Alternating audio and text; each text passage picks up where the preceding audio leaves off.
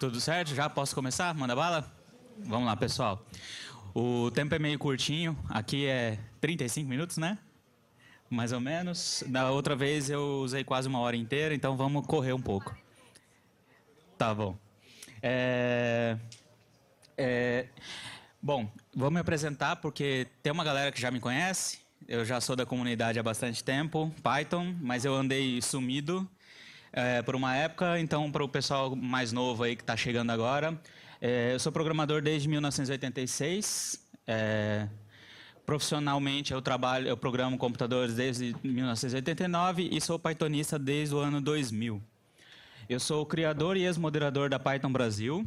Eu criei a lista e fui moderador dela nos anos iniciais. Eu também criei a primeira versão do site python.org.br. Sou sócio fundador e ex-presidente da Associação Python Brasil.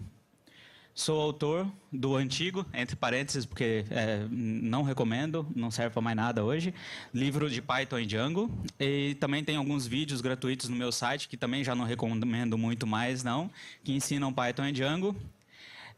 Atualmente eu estou na Olist e meus contatos ali embaixo para vocês. Geralmente é o Santana ou o Santana BR quando eu chego tarde demais lá e alguém pega antes, tá? O que nós fazemos no Olist? Para não parecer muito propaganda da empresa que a gente vai falando, eu vou falar bem rapidinho. A gente basicamente tem uma plataforma que permite que qualquer vendedor, qualquer lojista coloque produtos para serem vendidos em marketplaces.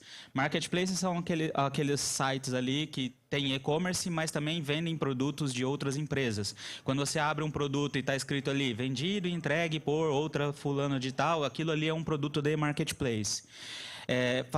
Mandar esses produtos para lá exige integração, tecnologia e tudo mais, que não é a realidade da maior parte dos lojistas brasileiros. Então, nós criamos uma plataforma que permite que esses lojistas que não têm acesso a um desenvolvedor, um técnico para fazer essa integração, consiga colocar seus produtos para vender lá. E a gente vende o produto, processa o produto e facilita a vida deste lojista para enviar esse produto para o cliente final e assim por diante. Então, nós fazemos todo o ciclo de interação de compras e até a entrega do produto nesses marketplaces aqui. Tá ok? Quando eu cheguei lá, eu cheguei na Olist no início de 2015, a aplicação já existia, ela era feita em PHP, e outras tecnologias. Se sair uma tecnologia bacanuda, vamos usar. Tá? Então, saiu Angular, vamos usar. Saiu Mongo, vamos usar. Saiu não sei o que, vamos usar. E a aplicação ficou com uma stack muito grande e complexa pra caramba, e era uma aplicação monolítica. Era uma única aplicação. Nós cuidamos de toda a operação de venda, desde a hora que o cara clica para simular um frete e saber quanto ele vai pagar de frete por aquele produto, até o momento que o cara está recebendo o produto na casa dele, que a gente notifica que, do nosso lado, a gente sabe que esse produto foi entregue. Se a carga foi extraviada, se o caminhão foi roubado, coisa do tipo, a gente sabe tudo, a gente monitora tudo e acompanha tudo, tá? E essa aplicação inicial, ela era monolítica, e então ela respondia fretes e processava pedidos e cadastrava, fazia sign-up de sellers e cuidava de pagamentos e tudo. Ela fazia tudo. E isso é bem ruim, porque, como eu disse, a nossa aplicação é totalmente integrada. E isso levou a um problema que eu vou descrever para vocês. Certo dia, um dos nossos sellers resolveu importar 2 containers cheios de escova alisadora de cabelo. Uma escova de cabelo de um produto bom, uma marca boa, conhecida e tal. E o custo médio, o preço médio de venda desse produto era R$100, 99,99, aquela brincadeira que eles fazem com os números lá. Esse cara trouxe para vender a 49, 50% de desconto, ok? E aí a gente entrou numa promoção com esse produto, ele tinha 6.000 unidades, tá? 2 containers. Com essa promoção especial, a gente foi escolhido pela B2W, pelo Submarino e pela Americanas, para a gente participar na capa da Americanas com esse produto em oferta, no aniversário da Americana, que é a segunda data que mais vende deles. Vende, só perde para a Black Friday, mas ganha do Natal, para vocês terem uma ideia de volume. E esse produto entrou na capa, e a aplicação em PHP monolítica começou a receber pedidos, muitos pedidos. Muitos pedidos. Todos os pedidos. Travou o banco. Lembra uma aplicação monolítica? Ela também respondia frete, certo? Então, ela parou de responder frete porque o banco estava travado. Ele não conseguia mais consultar no banco as tabelas para calcular frete. E a gente começou a não responder mais. O canal, ele não perde a venda. Ele coloca o frete dele no lugar do seu. Só que o frete da Americanas é de um centro de distribuição em São Paulo. Então eles cobram 5 de frete, o preço médio nosso era 20 e poucos, R$27, e lá o preço médio deles era R$5, ok? E entrega no dia seguinte, para São Paulo. E a gente não respondeu, a gente começou a vender uma escova que já estava barata pra caramba, mesmo com o frete a R$27, a gente abaixou o frete para R$5, deu a louca no gerente. Aí o troço travou mesmo. Aí eu desliguei literalmente o sistema. Eu não queria mais receber pedidos de escova. A gente zerou o estoque, parou tudo, tal, e ficamos mais ou menos umas 4 horas só para processar os pedidos que ainda estavam na fila. Lembra a operação integrada? Estar recebendo muito pedido travou a minha resposta de frete. Não poderia ser assim. O sistema de frete deveria ser independente. Ele deveria continuar respondendo e funcionando normalmente. Receber pedidos não deveria travar a interface para o usuário poder acessar lá, ver seus pedidos e tudo mais. Bom, o fato é que a gente vendeu 6.000 escovas em 3 dias para entregar no dia seguinte. E esse cara trouxe 2 containers, mas esqueceu que ele precisaria de uma equipe para embalar, emitir nota fiscal disso tudo e enviar. Tinha 3 pessoas lá que ficavam com uma televisão assistindo video show e embalando pacote. Atrasou tudo, tal, a B2W achou que a gente estava aplicando um golpe, uma fraude, e bloqueou nossa loja. Nós passamos Black Friday, Natal, sem a nossa loja no ar, porque o sistema não foi resiliente o suficiente. Bom, essa história aconteceu, mas a gente já previa que ela iria acontecer antes. E a gente estava desenvolvendo já uma nova aplicação, levando em consideração essas características do nosso sistema. Então, a gente resolveu escrever a nova versão e que tinha alguns requisitos básicos. O que deu errado foi que a gente achou que a nossa aplicação atual ia quebrar em 7 meses e ela quebrou em 6. Se a gente tivesse acertado mais um mesinho, nada disso teria acontecido. Mas, enfim, infelizmente, aconteceu. Essa nova aplicação que a gente ia escrever do zero, ela teria que ter algumas características. Uma delas é a simplicidade. Simples. A gente precisava fazer software arroz com feijão. A gente vai usar banco de dados relacional, Postgres, aplicação web convencional, nada de single page application. A gente ia usar APIs REST, não GraphQL. A gente ia usar aquilo que a gente sabia fazer. Não é porque é ruim ou porque não é ruim ou porque é revolucionário ou não. É porque era o que a gente sabia fazer. A gente tinha muito pouco tempo para usar coisas novas ou usar coisas só por usar, como o pessoal da outra equipe fez, tá?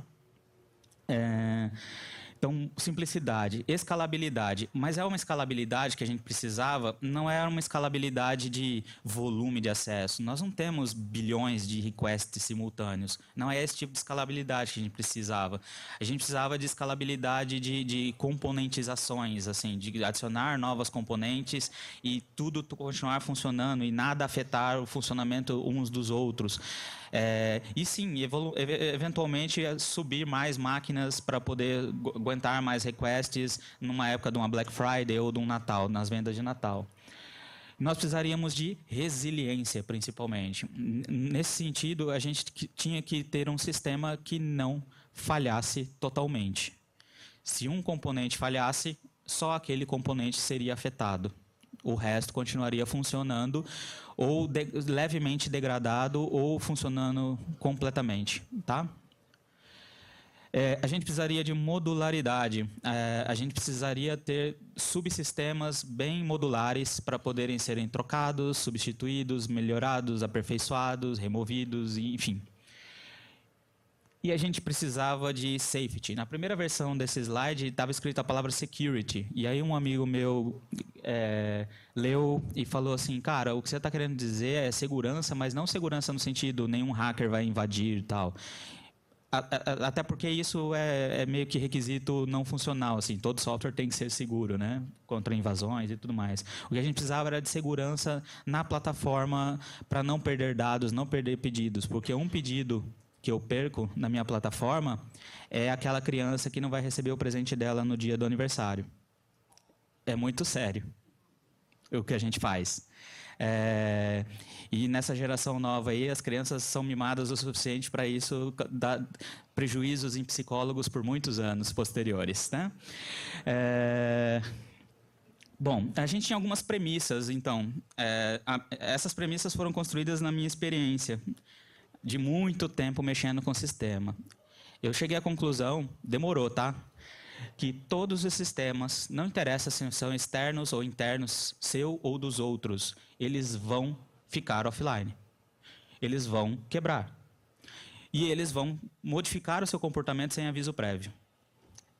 Todos. Os que você escreveu, os que os outros escreveram, vão falhar, vão sair fora do ar, ou vão mudar o comportamento sem te avisar nada. Ok? E você tem que construir um sistema que seja resiliente a isso. Então, a gente resolveu usar um novo estilo de arquitetura de software, baseado em microserviços. Era a palavra da moda, mas, poxa, Oswaldo, você falou que não ia usar essas coisas da moda, que ia fazer o arroz com feijão, etc. O problema é que isso não é novo, gente. O nome é novo. A abordagem é um pouquinho, levemente diferente, mas esse troço era chamado de SOA na década de 90. Service Oriented Architecture. São arquiteturas orientadas a serviços. Mas o que mudou de então? Por que a pessoal chama de microserviços agora?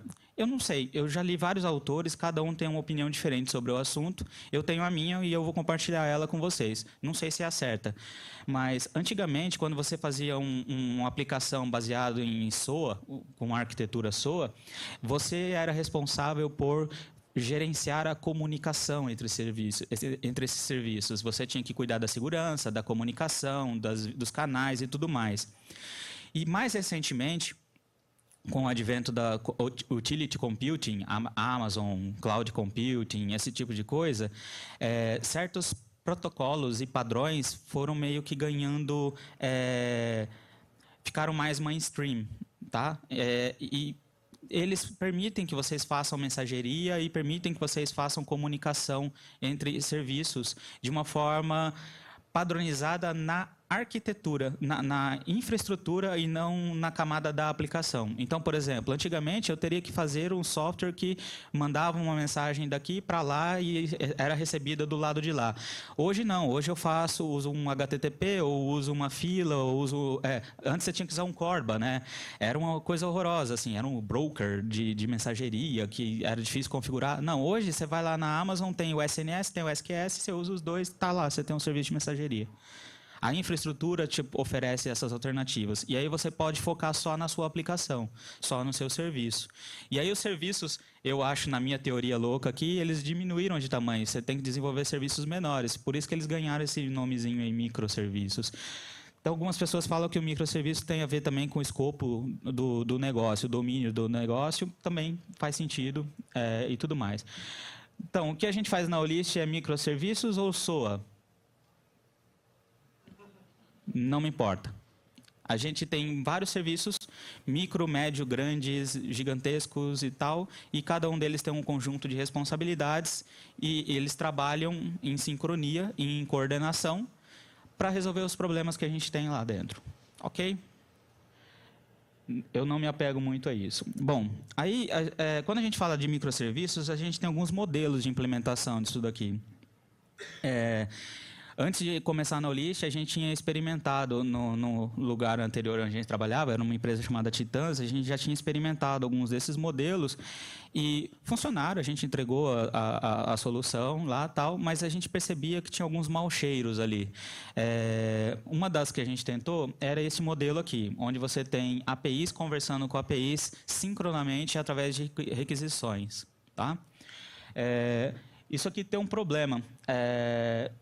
Se você perde uma das APIs, você perde a outra e aí você perde a principal. Então, eu não consigo obter resiliência nesse cenário. Se uma das APIs saírem fora do ar, e lembra da premissa lá, ela vai sair fora do ar, derruba tudo. Então, cadê aquela resiliência que eu preciso de que um sistema possa sair fora do ar e o resto continue funcionando? Não consigo fazer com esse modelo. Este modelo é o mais comum, é o mais utilizado. Tem uma variação dele, que é o próximo slide, que é baseado em workers. Então, você tem coisas que conversam via requests e responses síncronas de APIs e coisas que demoram muito e não podem ser síncronas, são delegadas para workers que executam tasks. É diferente de mensagem, ok? Task, vai uma função com seus parâmetros para um lugar. Na prática não é assim que acontece, na prática o worker tem o código lá para executar, mas a abstração é, uma função vai para um worker para ser executada. Essa é a abstração que é construída com um Celery, por exemplo. Esse modelo tem um problema que você faz a API chamar a task 1, depois a task 2, depois a task 3, mas agora eu quero também mandar um e-mail para o meu cliente. Tá? Eu vou ter que criar uma task 4. E aí eu vou ter que ir no código da API, mexer também no código da API para adicionar mais essa chamada a essa task 4. Então, fazer isso daqui é um pouco mais resiliente do que a solução anterior, mas ela não me permite, não tem desacoplamento das responsabilidades. O worker tem a mesma responsabilidade que a API. Elas dividem essa responsabilidade. E não tem safety no sentido, eu posso perder dados se um worker desse ficar louco e ele vai ficar, lembra? Todos os sistemas quebram e ele vai perder e não vai me devolver a resposta e eu vou ter inconsistência no meu banco de dados e assim por diante. Aí eu vou ter que começar a construir um monte de sistemas em torno dessa estrutura para poder garantir que nada se perca aí pelo meio do caminho. E aí eu voltei para os pergaminhos da década de 90, do Corba e tal, e entendendo como que eles faziam isso daqui. E descobri que eles tinham ideias bastante interessantes, tirando XML, tirando no Java, tirando algumas coisas bem bacanas, assim. SOAP. Algumas das ideias interessantes era o conceito de barramento de mensageria e fazer a comunicação entre serviços ser feita por mensagens. Tá? Como tudo naquela época, era over-engineering pra caramba, assim e tal. E aí eu fui trazendo mais para coisas recentes e entendi que tinha uma solução que resolvia o nosso problema e era muito mais simples de ser implementada do que um broker de mensageria, um barramento de mensagens, um message bus. Basicamente usando um modelo de event triggering com publisher e subscribers, pattern observer. Ok? Então, eu coloquei os nossos requisitos em cima desse modelo e percebi que uma API vai disparar um evento, novo cliente. Ok? Esse evento novo cliente manda uma mensagem para um tópico chamado novos clientes, né? E dentro lá tem os dados desse novo cliente. E aí eu posso ter serviços cuja API não tem a menor noção da existência deles, que assinam esses tópicos para escutar essas mensagens de acordo com as suas necessidades, usando filas assíncronas. Tá ok? Esses serviços, então, consomem essas mensagens, essas filas, e, putz, o serviço caiu, não tem problema, a mensagem está contingenciada. Quando o serviço se restabelecer, ela será processada. Ok? E é bem mais simples do que ter um cluster de máquinas de message brokers e tudo mais. Tá? E o mais legal, na solução arroz com feijão, isso já tem pronto e é vendido pela Amazon. Em 2 serviços, um serviço chamado SNS e o outro serviço chamado SQS. A AWS, quando foi lançada, ela foi lançada com o S3 e SQS. Foram os dois primeiros produtos da Amazon Web Services. O S3, desde então, esses serviços, nenhum deles ficou fora do ar. Tirando o S3, que ficou fora do ar por algumas horas esse ano, somando tudo, por um equívoco deles lá. E o SQS ainda não. Faz 10 anos que esse troço está no ar e ele nunca ficou fora do ar. Ah, mas é a tua premissa. Ele vai ficar, eu sei. Vai ficar porque todos eles caem. O S3 caiu. Demorou 10 anos, mas caiu. Tá? Então, a gente trabalha com esse modelo aqui. E aí a gente começou, sem muito entendimento, começou a atacar os problemas da Olist, usando esta abordagem de implementação. Conforme a gente ia fazendo os serviços, mais serviços, a gente começou a perceber certos patterns, certos padrões de organização desses serviços aí. Está acabando bastante meu tempo aqui. Vamos lá. Eu tenho só mais da metade. Aí a gente tem os building blocks desses patterns, coisas que a gente percebeu. Os building blocks, para a gente construir a nossa arquitetura lá, a principal delas é a mensagem. A mensagem nossa lá, ela basicamente é um JSON com dados dentro, com payloads dentro. Tem o nome do cliente, endereço do cliente, essas coisas estão dentro das mensagens. Elas seguem um contrato, que a gente chama de esquema, e eventualmente elas estão envelopadas em outros JSONs com payloads lá dentro, com metadados lá. Quando a mensagem foi gerada, qual região da Amazon foi gerada e coisas desse tipo, tá? Aí nós temos os nossos tópicos globais. Por que eu coloquei a palavra global? Porque os nossos tópicos, vou dar um exemplo de um deles. Seller created. Este é um tópico. Toda vez que um seller, o nosso cliente lá, a gente chama de seller, é criado, ele faz um sign-up lá, posta uma mensagem nesse tópico. Esse tópico não pertence ao serviço nem a uma API. Ele é global, ele pertence à plataforma. Qualquer sistema que cadastrou um seller ou que queira avisar que um seller novo chegou, pode postar nesse tópico. Calha que lá na nossa arquitetura é um serviço só, que é uma API que posta nesse tópico hoje, mas nada impede que outros serviços possam fazer a mesma coisa. Ele não pertence ao serviço, ele não tem o nome do serviço nele, ele tem o nome da entidade e o evento, a ação que aconteceu. Tá? A gente usa a Amazon SNS. Por que vocês não usam Kafka? Porque a gente faz arroz com feijão lá. Quando a gente estava pesquisando isso, o Kafka era muito melhor do que o SNS. Mas ninguém hospedava para mim. E eu não tinha um DevOps para poder ficar mantendo isso daí. Então escolhemos SNS. SNS tem alguma coisa que ele não faça, que a gente precise, que ele não faça? Não, ele faz tudo que a gente precisa. Então, ótimo. É ele que será usado, será escolhido. Tá? Essa é uma filosofia que a gente tem lá no Olist. A gente usa a ferramenta, se ela atende, ela pode não ser a melhor de todas, mas ela atende o nosso propósito, a gente escolhe ela. Tá ok? Depois que a gente decidiu, já começou a desenvolver, o Heroku lançou o Kafka deles, mas aí já era tarde demais, a gente já não conseguiria mudar, teria um custo muito grande para mudar isso daí. Talvez algum dia a gente mude, mas a gente realmente não vê necessidade disso hoje. Tá? E aí a gente tem as nossas filas, que são as que geralmente são as que assinam os tópicos. As filas pertencem a cada um dos serviços.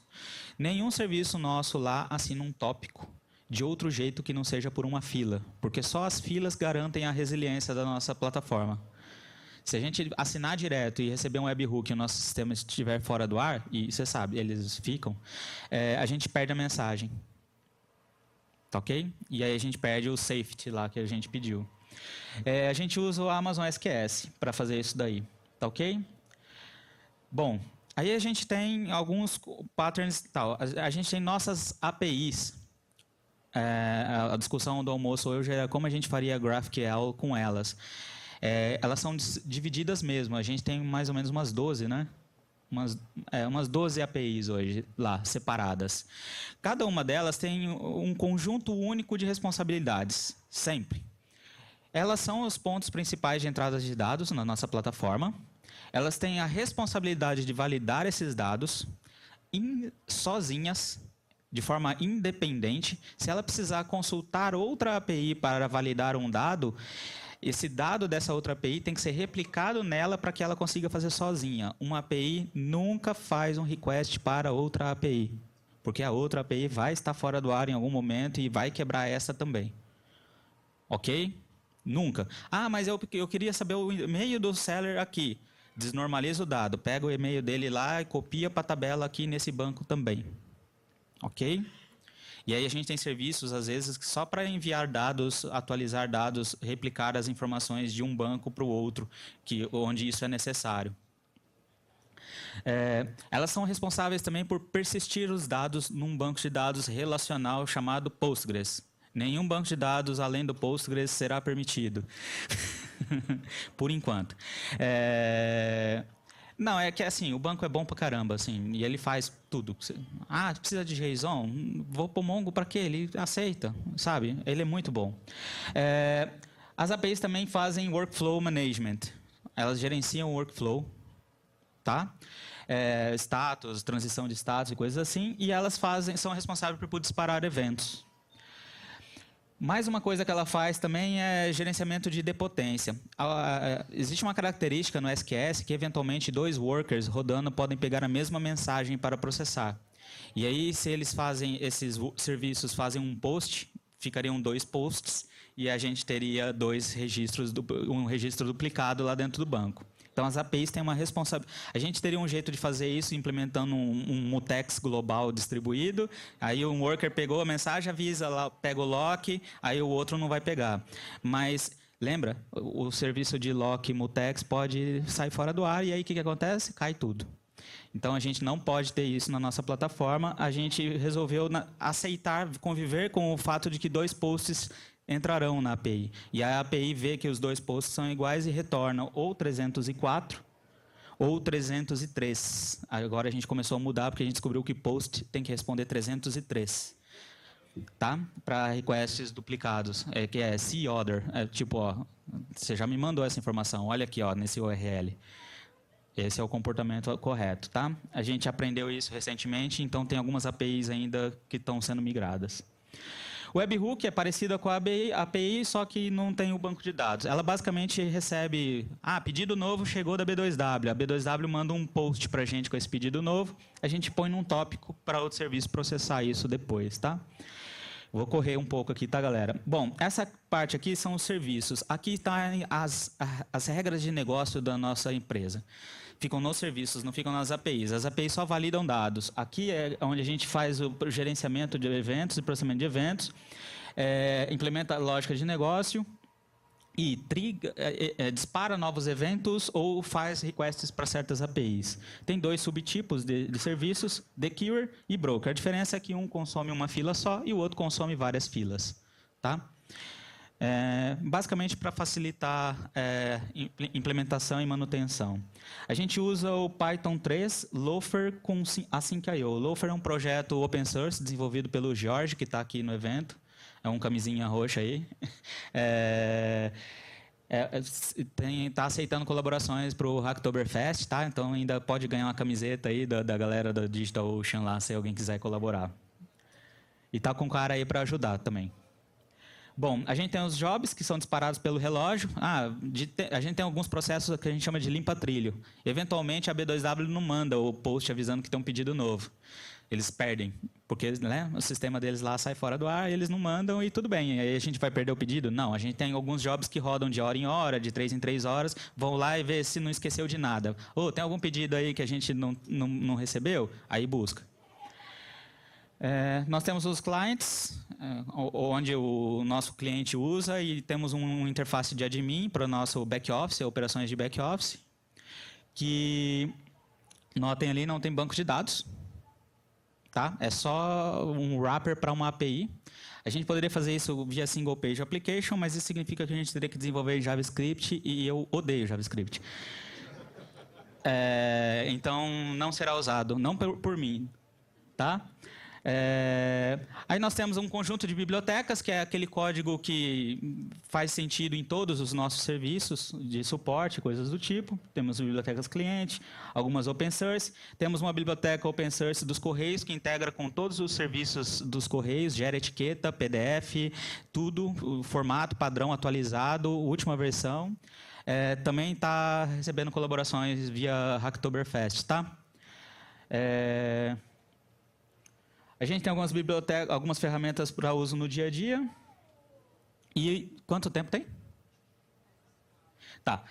Vou tentar fazer isso aqui bem rápido, tá? Isso aqui é um exemplo de um dos fluxos que a gente tem lá dentro e como ele é implementado. Basicamente, a gente tem uma tela lá que o nosso cliente seleciona quais pacotes ele vai enviar e gera um envio. Aperta um botão, vou enviar esses caras. Quando ele faz isso, a gente gera as etiquetas, os PDFs com as etiquetas, e um negócio que a gente chama de lista de postagem, que os Correios, você chega nos Correios com essa lista de postagem, ele bipa lá, já aparece todos os pacotes com dimensões, preço, tudo certinho.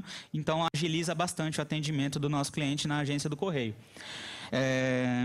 Então ele seleciona na web app, ele cria um envio, a gente chama de shipment lá dentro, cheio de pacotes dentro, de dimensões diferentes, preços, pesos diferentes, tá? Quando a gente cria esse objeto na nossa API, a API fala assim, ó, criei um shipment novo e publica isso num tópico. Tem um serviço que chama PLP Generation Service. PLP é pré-lista de postagem. É essa lista de postagem que os Correios têm. Esse cara consome essa mensagem da fila, chama a API dos Correios interna lá dentro, cria essa lista de postagem lá dentro. Nós temos um conjunto, milhares de códigos de rastreio, aqueles que vocês digitam lá para acompanhar uma entrega, nós temos no nosso banco, pertence ao nosso contrato. A gente atribui a esses pacotes um código de rastreio para esses caras e avisa no tópico aqui, ó, tem uma PLP com esses pacotes e esses códigos de rastreios prontas para ser enviada para o correio. Aí nós temos um serviço que chama PLP Closing Service. A função dele é mandar um XML para a API SOAP dos Correios com todos esses dados e fechar esta PLP. Aí o Correio devolve um número da PLP para a gente, tá? Não preciso dizer para vocês que a API do Correio é bastante robusta e estável, né? Então ela chama a API dos Correios, deu certo, passa para frente. Não deu certo, ele devolve a mensagem para a fila. Não deu certo, falhei, devolve a mensagem para a fila. Quando ele retenta, putz, restabeleceu o serviço do Correio, volta a processar as filas. Não perdi mensagem nenhuma, não perdi processo nenhum, não perdi informação nenhuma. Você percebeu que a nossa resiliência relies na fila, né? Depende da fila, do funcionamento delas, tá? Bom, consegui fechar, posto num tópico de sucesso, uma fila, um serviço escuta, gera o PDF, manda para o outro faz o upload para S3, manda para o outro, ele atualiza na Fulfillment API. Puta, Oswaldo, que trampo, hein? Podia ser uma função. Você chama um método, chama um método, chama um método. Deu pau aqui no meio. E aí? Então, todos esses fluxos sequenciais da nossa aplicação precisam ser feitos com filas, tópico e fila no meio, para fazer a segurança e a garantia de que a transação, o fluxo será seguido passo a passo e nada se perca aí pelo meio do caminho. Toda vez que você quer enviar uma informação, essa informação tem que voltar, você tem que fazer os serviços que levam a informação até onde ela tem que chegar e depois os serviços que trazem ela de volta até onde elas têm que aparecer. É trabalhoso, assim. A gente, óbvio, tem algumas bibliotecas e ferramentas que agilizam nisso, mas ainda assim é trabalhoso. Mas é muito legal. Porque você tem uma segurança absurda. Nós lá não temos ambiente de teste, por exemplo. Staging. A gente pode fazer deploy em produção. Putz, quebrou. Não tem problema, está na fila. Arruma, faz o deploy com a correção, reprocessa tudo de novo. Tá? Bom, tem desafios. Não vai dar para ler todos, mas os maiores são desnormalização, schema migration de banco de dados, tal, porque os dados estão muito espalhados e você coordenar e garantir consistência desses dados é um desafio grande para a gente, tá? E a gente tem a equipe de desenvolvimento nossa, trabalha remoto. A gente trabalha remoto até quem está no escritório às vezes, são poucas pessoas que vão para o escritório hoje. tem 22 pessoas, mais ou menos, de gente em todas as regiões do Brasil agora, porque a gente contratou um em Belém, faltava alguém do Norte. Não, não faltava. Faltava alguém do Norte. Faltava alguém do Norte. Temos uma pessoa em Barcelona e uma agora na Itália também, tá? A gente tentou um paraguaio, mas não funcionou. A gente usa ferramentas convencionais de desenvolvimento. O GitHub é o nosso gerenciador de código. A gente usa o CircleCI para Continuous Integration. Ferramentas que cada programador prefere. Nós não determinamos nada lá, não obrigamos ninguém a nada. Ferramentas de comunicação, deployment nosso, a nossa arma secreta. Heroku. Puta, Zóio, mas Heroku é caro. É caro. Mas não é muito, não. O que ele faz é impressionante. É impressionante. E eu posso abrir certos números para vocês aqui. Hoje, o nosso custo, a gente tem cerca de 80 serviços. Deve dar mais ou menos uns 160 dynos de vários tamanhos, mais bancos de dados, que a gente também usa o Heroku Postgres. Nossa conta total de Heroku hoje chega entre $4.500, mais ou menos. Convertendo isso daí, não dá para pagar bem 2 DevOps. Ok? E eu não tenho DevOps nenhum na Olist, porque o Heroku faz isso para mim. Eu faço git push e o negócio funciona. Eu dou um comando, eu crio uma réplica do banco. Um comando, não estou exagerando. Eu dou um comando, eu faço uma conexão de data link no banco. Não preciso ficar fazendo Terraform, configuração, Puppet, Chef, nada disso. Tá? Terminou meu tempo já. Se alguém tiver perguntas, ainda tem tempo para pergunta, né? Tá. E a gente está contratando também. Ué, saiu esse negócio aqui? Eita. Ó, é isso aí. Não quer funcionar. Obrigado.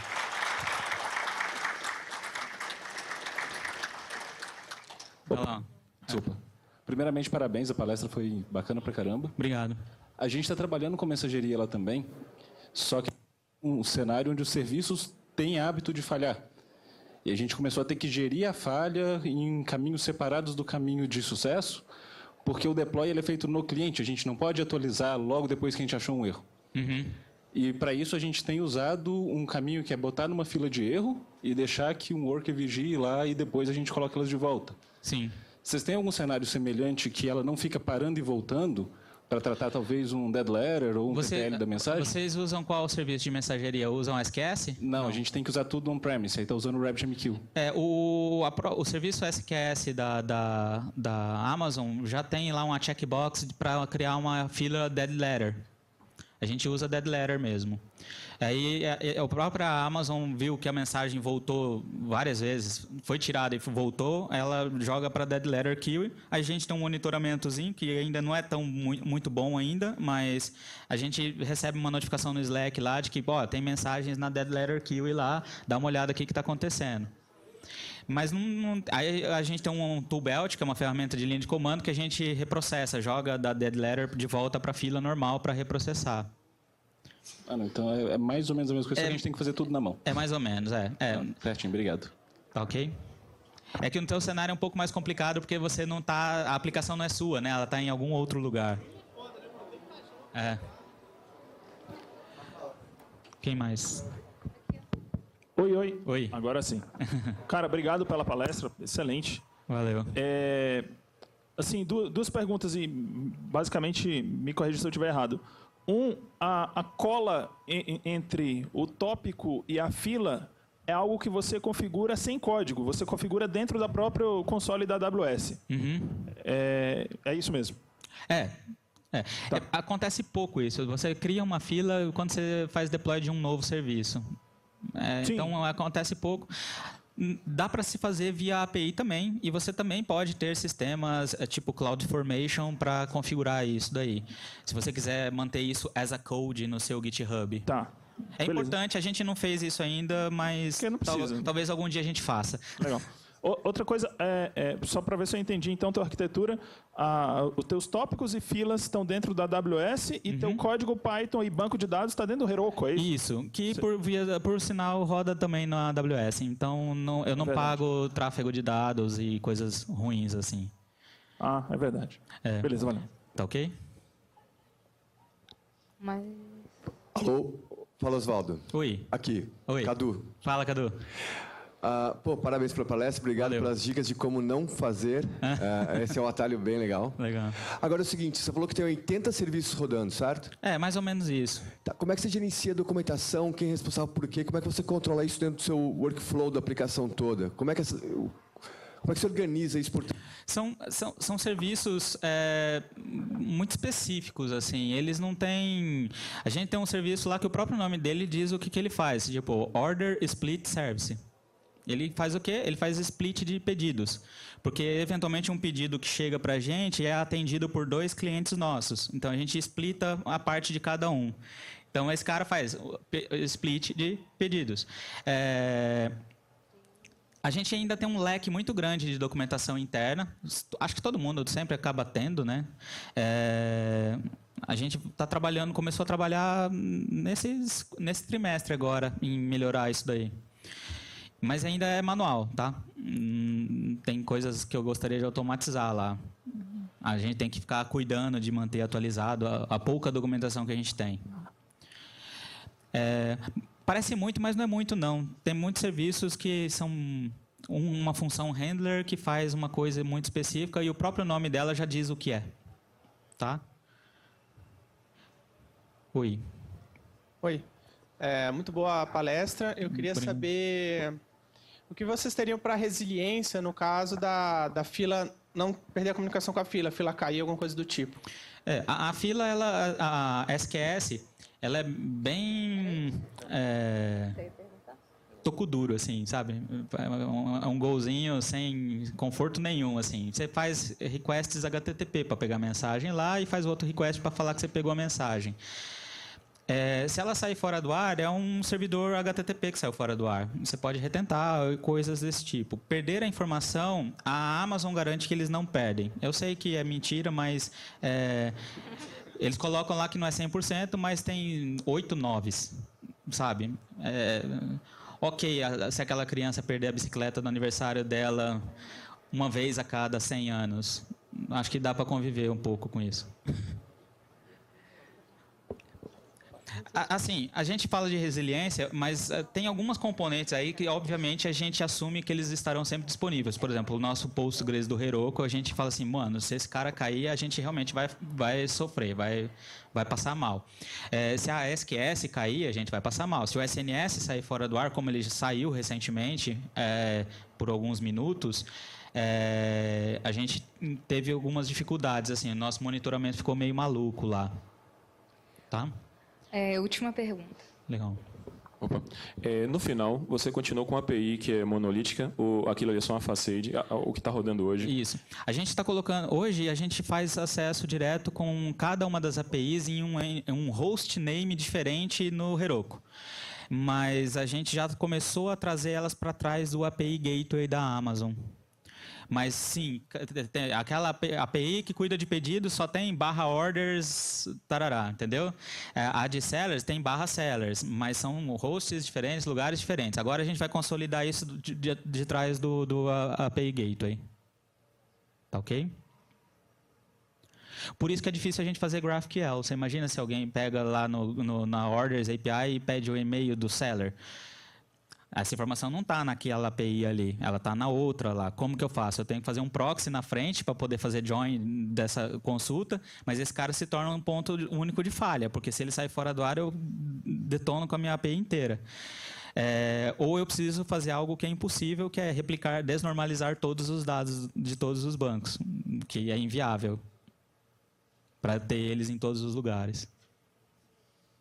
Entendeu? Ou usar um banco só, que é pior ainda.